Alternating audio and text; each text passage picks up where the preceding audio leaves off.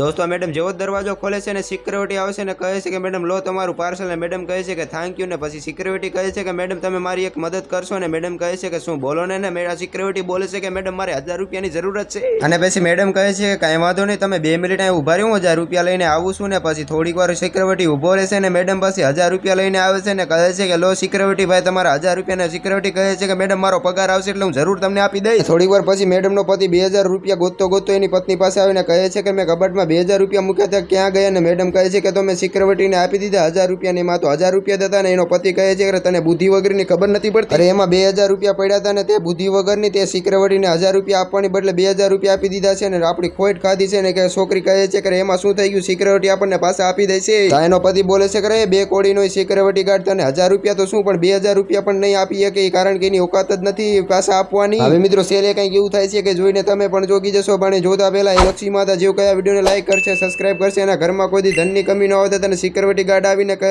છે કે લો મેડમ તમારા 1000 રૂપિયા પાછા તમે મને 1000 રૂપિયાની બદલે 2000 રૂપિયા આપી દીધા હતા અને મેં 1000 રૂપિયા રાખ્યા છે ને હાલો તમે 1000 રૂપિયા ને પછી આ મેડમના પતિને એની ભૂલ સમજાઈ જાય છે કારણ કે બધાય બૂચ મારું નથી હોતા।